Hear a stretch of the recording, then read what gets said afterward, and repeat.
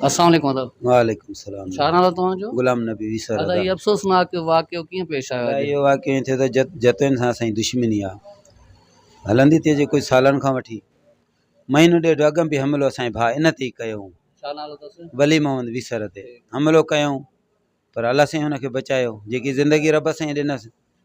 असां पुलिस खे FIR जे लाइ चयोसीं लाशारी, त हुननि चयो तव्हांजो को नुक़सानु न थियो आहे, जे नुक़सानु थिया त असां FIR कटियूं आहे, बाक़ी जे नुक़सानु थिया FIR ईअं कहिड़ी कटियूं।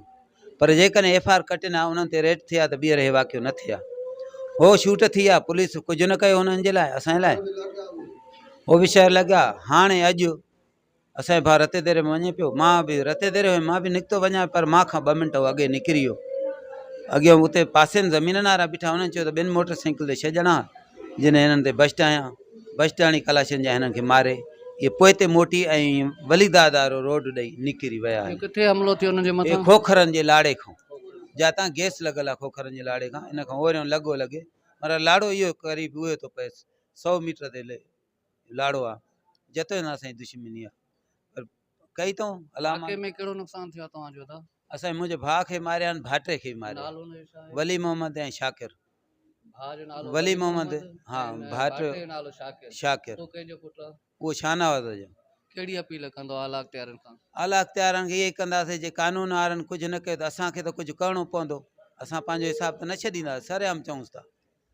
बरोच करे वियो आहे, हुननि जी क़ौम घणी आहे, हुननि जो पुछ डिघो आहे, पर अलाह मालिक आहे, जॾहिं पुछ बि न हूंदुनि त अलाह भली कंदो। बाक़ी हाणे करे वियो आहे, भले जवान थी रहे, केतिरो रहंदो भाई, करे वियो आहे, ईअं न चए त विसर रोईंदुमि न, कंदासीं, करे वियो आहे कंदासीं, अलाह मालिक आहे, तूं अॼु करे सुभाणे असांजो वारो ईंदुई, यादि रखजांइ। बाक़ी तूं हुकूमत असांजे लाइ कुझु बि न कयो आहे, जेकॾहिं ऑफिसर असांजे लाइ कयो त असां पाण खे रोकींदासीं, न कयूं त असां पोइ पाण खे न रोकींदासीं। पोइ जेकॾहिं असां कयोसीं ऐं पुलिस आई न, त पुलिस सां बि जहिड़ो थींदो। जे असांजे लाइ अदालत न कंदा त पोइ असां सरेआम पोइ पुलिस सां बि विढ़ंदासीं, छो त असांजे हक़ में न कयूं त असां पोइ हुननि जे का बि कानून जी दख़ल अंदाज़ी करणु न ॾींदासीं। इहो असां चऊं था, इहो अमलदारनि खे सभिनी खे असांजो अर्ज़ु आहे, जे कयूं असांजी अदालत त ठीकु आहे, न त पोइ असांखे बि हथ आहिनि, कंदासीं।